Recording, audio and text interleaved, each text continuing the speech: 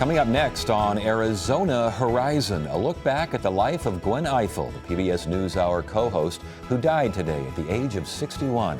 We'll hear from our editor at the Washington Post, Len Downey Jr. We'll look back at an interview we conducted with her here at Arizona Horizon, and we'll speak to one of Gwen Ifill's longtime friends. Remembering Gwen Ifill, next on Arizona Horizon.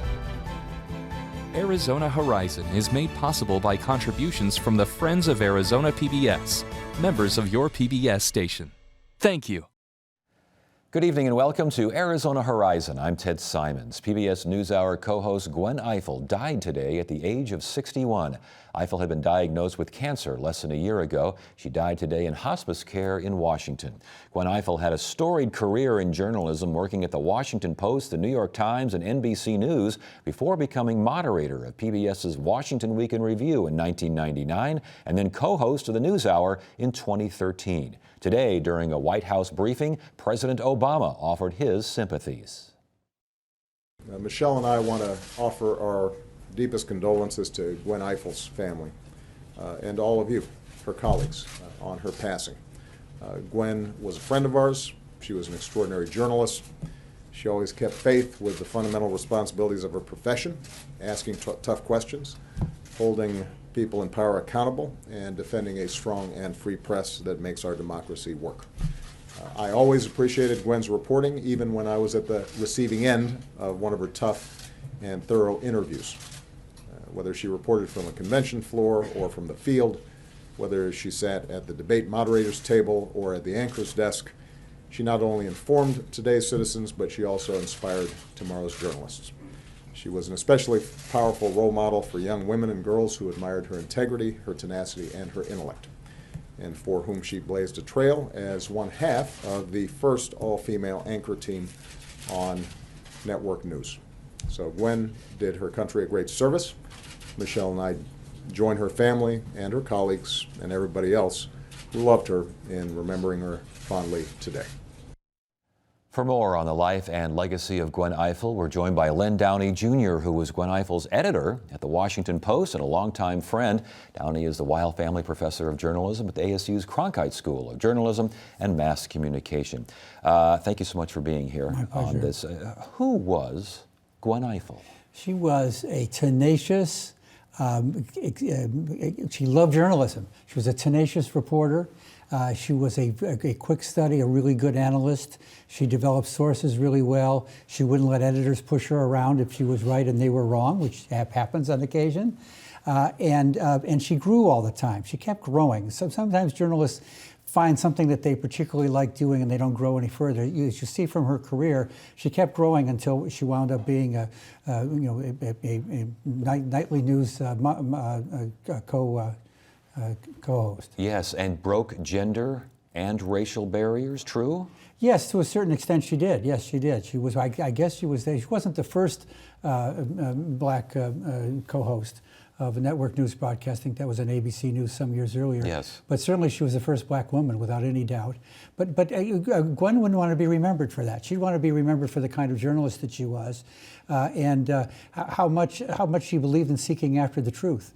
The president made reference to it. She was a tough interviewer, and she was always trying to find out what the truth was when people didn't want to tell her the truth or when things were murky to everybody else. I know about 6 weeks ago you appeared with Gwen Ifill back in Washington at the Newseum for the 100th birthday of Walter Cronkite, and at the time she spoke about trust. Let's take a listen to what she had to say. Imagine my shock and surprise and pleasure with the first time I met Walter Cronkite, to have him actually with acknowledge that he watched me on the news every night, and which of course scared the hell out of me, because all of a sudden you realized it was the standard that you were trying to meet. But here's the thing. So many of us in our business are attempting to achieve that level of trust. And what we know to be true about our business right now, television and newspapers and radio and blogs and all the things we are, is that we're not there anymore. That nobody looks at any one of us and says, whatever that comes out of your mouth, that I trust. But the best of us are striving for that every single night. And we're striving for it with Walter Cronkite's face in our heads, with the idea, not that we're ever going to be at the place where if we say it, you believe it instantly, but the fact that if we say it, it's because it's backed up. because it's reported. It's not just my opinion. It's not just my my bright, clever witticism. We are asking questions for a reason. It's not because of the personalities asking the questions. It's because of the answers. Why was Gwen Ifill such a trusted figure? She said it just now. She was a reporter, and she remained a reporter. That's what made Walter Cronkite such a trusted figure. He continued to be a reporter. Scott Pelley today is still a reporter, along with being an anchor. So was Gwen. She was always trying to find out what was going on, and she never betrayed any opinions of her own, while at the same time being very skeptical of things that were being told to her that she didn't think were true. Did she ever talk to you about the shift from print to TV? No, it's interesting because this was naturally Gwen. I don't think she had to make a big shift from print to TV. This personality is the personality she already had. I think it was a natural transition for her. And remember, she loved PBS and she loved the NewsHour. And I think part of the reason is that it was real journalism. It was not entertainment, if you will. She may not have been a good entertainer if that's what she had to be, but instead she was herself. She was a news person. And indeed, 6 weeks ago at that museum event honoring Walter Cronkite, she did speak about her career at PBS. Again, let's take a look. I think what public broadcasting has is time. We have an hour of uninterrupted time every night. We have Frontline every week. We have The Choice, which is 2 hours this week of telling us about things I thought that I knew about these candidates, but it turns out, according to our viewer response, a lot of people didn't know. Really? Hillary was on the Watergate Committee? What, you didn't know that? So you do a real value and a service in reminding people and taking the time, the uninterrupted time of telling the story well. That's why I don't despair that there are all these different places to get information. There have to be places to go for all of it. Everybody doesn't want to know that much, but for those who do, that's what public broadcasting exists to do. That's what's important. And of course, in order for us to do that, we need money, people like you. Thank you very much. I'll take your checks on the way out the door. Your tote bags are in the mail. But more important than that. She's not going to stop talking until you start sending in the Scott has known me for a while. Yeah, and there's that personality too, which you can be a sober news reporter, but that personality shows, doesn't it? She had a really strong sense of humor. She was fun to be a colleague with way back at the Washington Post. We would have our disagreements between reporter and editor, but humor was always a big part of it. And the fact that she really cared so deeply about her work. You asked me earlier why she was so trusted. I think part of it was that you could see that caring. You could see the caring come through on television. Is that what young journalists can learn from her craft? I think they can learn several things from her craft. That reporting comes first, finding the facts comes first. In this age in which everybody wants to have an opinion, to have a sense of humor about yourself, to have some sense of being able to see outside yourself and not become overwhelmed by the position that you're in, and by going after the truth. So, what is Gwen Ifill's legacy? I think that she did write a book in which she discussed in part the nature of being an African American pioneer. So that's definitely part of her legacy, even though that was not what she wanted to focus her attention on. She wanted to focus her attention on her work. And I think that the calmness and seriousness of the way in which she conducted the news on PBS is part of the legacy at this time when so much seems to be striving after entertainment on other channels. Well, Len Downey Jr., thank you so much for joining us and talking about your friend. We appreciate it. Thank you very much. Gwen Ifill appeared here on Arizona Horizon back in 2013 to talk about her career and the state of journalism. Here now is a portion of that 2013 interview. Let's talk about you and why you're here. You're speaking regarding diversity in journalism. Yes. What does that mean? Well, it means that we can't tell the stories about our country and about our world unless we have people telling those stories who have a better understanding of it. Which to me, it's one thing to have people in the newsroom who look different, but I want people in the newsroom who think differently, who are exposed to different ways of life, and so that we're not surprised by stories shifting underneath us. I suspect if you have a newsroom that has a lot of Hispanic reporters in it, they may be more attentive to shifts on the immigration story. If you have a newsroom with more gays in it, they may be more attentive to shifts in points of view about gay marriage. I just find that we have to tell stories better and more fully in our newsrooms, and we haven't always been able to do that. And yet you will have some critics who will say a fact is a fact is a fact, no matter who is presenting that fact. How do you respond to that? The facts don't get presented. That's the problem. There are lots of facts about lots of communities out there that if you don't have someone who's aware of it, reporters ask questions for a living, but they have to know where to go to ask the questions. I've always said that to the extent that there is bias ever in news coverage, it's in the stories we don't tell. And we don't tell these stories because we don't know anyone who's attuned to even see the story sitting there. When you were a young reporter, were you sent on stories that your superiors thought, young black woman, let's send her to do this story regarding a black family this or an African American family that? Was that the way it started with you, or was it different? No, I didn't. I don't remember ever having that happen to me. Maybe it's because I came along in the business when there had been a lot of groundbreakers before me who got into the business and were recruited into newsrooms because there was a need for it. In the same way that Republicans are looking at immigration reform because they got their butts beat at the polls. Then you look at after the riots in the East Coast in 1960s, a lot of newsrooms said, hey, maybe we should have people from these communities represented in our newsrooms. So by the time I came along, I was able to cover politics or cover school boards or cover all kinds of different issues. And it didn't largely have to do with race, but my presence in the newsroom meant that I was able to spot things we did which might be insensitive, or I might see stories from my church or other places where folks in my newsroom might not be that I could bring to them. What kind of reaction did you get when you brought those things up? Usually it was a good reaction because I found that it wasn't that people didn't want to cover these things. They just weren't exposed to them and didn't know. And most journalists I know do want to tell the full story as much as possible. And you started, now I want to get back to how you started again.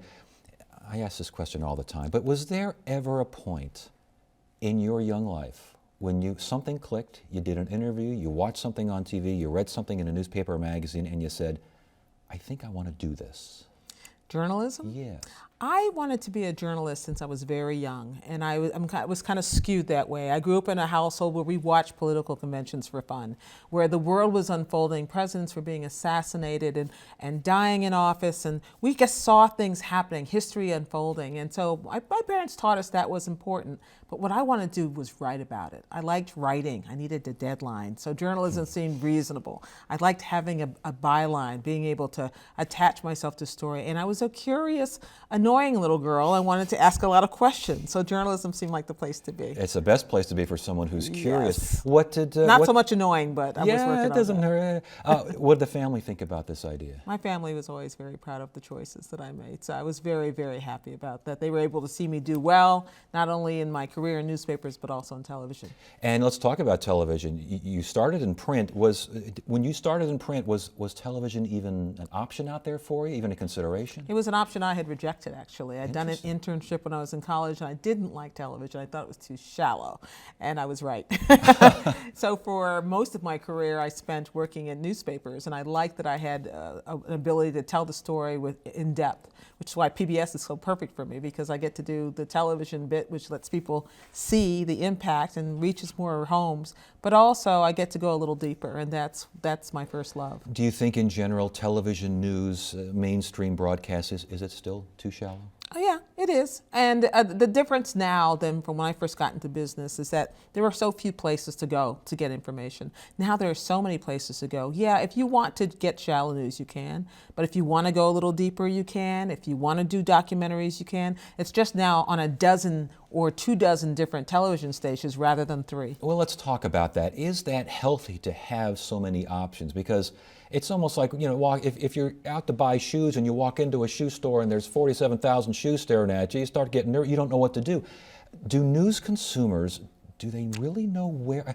A man who doesn't shop for shoes. I am saying, when I walk into a store, I know what kind of shoes I'm looking for. I know what feels comfortable. I know what color I'm searching for and what outfit I want it to match. And I just go and I search for something that fits those needs. The same way that people look at the grand array of news options and information options, and they decide what they need. Is that healthy? I think it's completely healthy. As opposed to the Walter Cronkites of the world who are saying, here's the way it is? I love the Walter Cronkites of the world, obviously, but I don't think that we'll ever go back to the day where one guy sitting in a studio tells you this is what you need to know and this is all you need to know. Now it's very much more on the news consumer to get their information. What happens when the news consumer, though, says, here's what I want to know.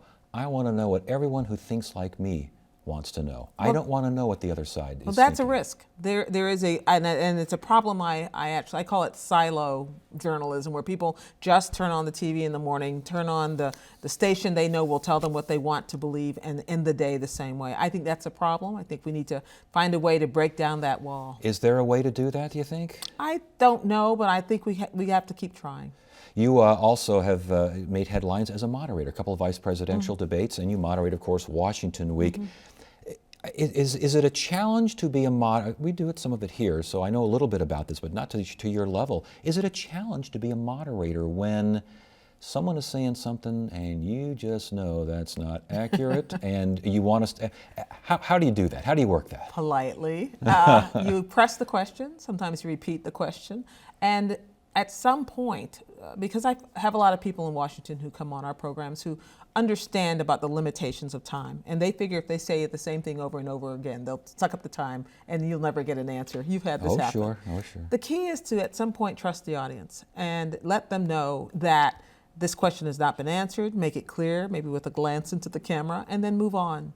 Because there are other things you want to accomplish, and you have to make it, as you're going along, you're making a lot of snap decisions about how much time you want to spend on one topic, especially if you know they're not there to answer the question. And it's nice with the PBS audience because you really don't have to repeat the question. You ask the question, they completely dodged it, and you know the audience is saying, they completely dodged that one. Well, usually they think of a better way to ask the question, too. And Yeah, they're probably right. It's probably true.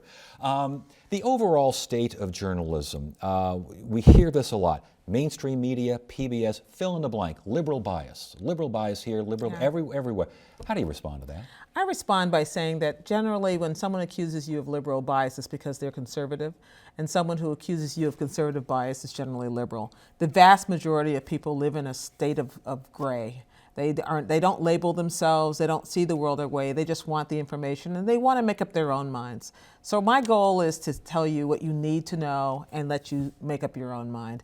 If you think I'm liberal, there's nothing I can do to persuade you of that, but that's usually inside your head, not based on anything that you can prove that I said or did. Retha Hill is a professor of practice and executive director of the Digital Innovation and Entrepreneurship Lab at ASU's Cronkite School of Journalism and Mass Communication. She was also Gwen Eifel's longtime friend. Retha Hill joins us now on Arizona Horizon. We thank you so much for joining us. It's a difficult day. Did you know she was ill? I did not know she was ill to that extent. We, of course, knew that she had taken off time from her job back in the spring.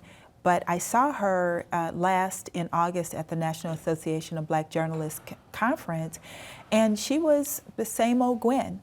So talk about, does it surprise you then that she kept this as quiet as she did? Not really. Gwen had a very warm personality, but she also was very quiet. I think just a small circle of friends probably knew her true circumstance, as well as her family, her brother, and other really close people to her. But she wasn't one to talk about her personal life. I was going to say a public figure on television and well known around the country, but a private person, huh? She was private, not in a standoffish type of way, but I think she only let certain people know everything that was going on with her, and she didn't really put herself out there like a lot of news people and people who are on air nowadays, where you almost know too much about them. Yeah, you can't avoid them. Right. Talk about your relationship now. You work together at the Washington Post. Right. So I was a young reporter, had come up to the Washington Post back in the late 1980s, and coming up from the Charlotte Observer to the Washington Post was a big step. It was only my second job out of journalism school. And I'll never forget, about less than a month into my job, Gwen Eiffel and Michelle McQueen, who is now Michelle Martin, took me out to dinner. And they just wanted to make sure I was okay, how I was doing, what I thought about Washington and the Washington Post, but also to give me some tips on how to survive really in a very competitive newsroom. The Washington Post is out of central casting when it comes to being an aggressively competitive place, where you had to kind of fight your way up to some of the more choice assignments. And they wanted to make sure that I understood kind of the lay of the land and how to conduct myself. What did she tell you? How did she mentor you? Well, it was a matter of staying true to who you are and not try to slip on, I think, the Washington reporter power elite garb that some people do when they get to a place like the Washington Post or just in Washington in general. And I think it was easy for me to take that from her because you could see that she was that type of person. She was who she was. She was not trying to emulate other people who had perhaps been in Washington for longer periods of time. So her advice to me was just to be myself, to stay true to myself, to not get caught up in the gossip or the competitiveness in a way that was not healthy. Right, and she became a role model. Definitely a role model, because Gwen was, I always thought of her as being unflappable. She had a great sense of humor, but as Lynn talked about, just a great reporter, a wonderful person, and someone who earned the respect of millions of people. What was she like away from the office? Oh my God, that sense of humor that I think you pick up on when watching her, that was in abundance. She was the type of person at a party, not that she was a wild person, but sitting and talking to her, you were laughing just about the entire time. She had, such a wit about her. She was well-read, well-traveled, obviously, but she could just make comments that would have you crying laughing. Every year, the first of the year on New Year's Day, she would have an open house at her house where her friends and good friends would come over, and she'd have lots of food, and it was just a good way to kind of start the new year off with traditional African American and kind of Caribbean food. Other times she would have it catered. But I remember the first house she bought in Washington was not in a fancy zip code in Washington, D.C., but it was just in a working class neighborhood down in the Black community. And it was just so much fun to go over there and just laugh and joke and play games, parlor games. Do you think she was grounded? You've described her as real down home. Do you think she was like that because of her family? Because this was a strong, religious, but a really strong and achieving family. Oh, for sure. Her father was a bishop in the AME Church. Her brother, at the time that I first met Gwen, was one of the youngest, I think he was the youngest dean to come up through the University of Massachusetts system. She had a sister who was in the diplomatic corps. Her mother did amazing things in the community. So I think she had that grounding from a strong family that valued education, and where her siblings achieved, and she definitely achieved. But I think probably growing up in the church, she had a grounding to just be down to earth and not be pretentious, which so many people in Washington are. Yes, I would imagine journalists and outside of journalism as well, correct? For sure, for sure. I mean, she just wasn't like that. So, when you remember Gwen Ifill, when you stop to remember her from now on, what will you think about? I'll definitely think about the last time I saw her in August back in Washington, D.C. She came to the NABJ convention, and she and a couple of the other reporters who had worked together at the Washington Post, over the years, we were all standing around, and we were just laughing and taking selfies and cracking on days of long ago, and just having a great time. And that's what I remember, her big smile, her broad smile, the twinkle in her eye was always there. Well, I know this is a very difficult day for you and for all of us who watch Gwen Ifill, but especially for close friends. We do thank you for being here. Thank you. Thank you so much. All righty. Again, PBS NewsHour co-host Gwen Ifill passed away today at age 61. We end our show with another clip of Ifill's appearance at the Newseum in Washington, D.C. just 6 weeks ago to commemorate the 100th anniversary of the birth of Walter Cronkite, and at which Gwen Ifill looked ahead to the future of journalism. Snapchat I don't get yet. But I want to, well, I don't really want to know, but there are some... But I do want the people who use these different platforms to tell the stories, to tell the arc, to tell it right. I do want them to have the basics of journalism, which drive them. I don't want them to forget who Walter Cronkite was and why he was. To heck with us. We want to be able to step away from this and make sure it's still genuine and real. And for that reason, we come here. For that reason, we go to college campuses. For that reason, we want to raise another generation of people who know that there's a way to tell the story.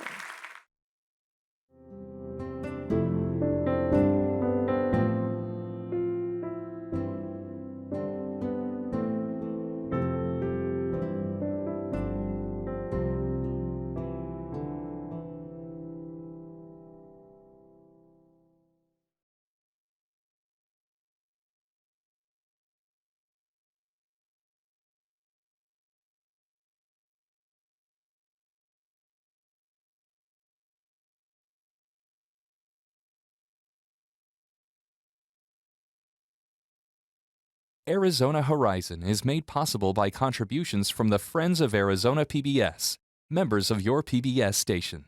Thank you.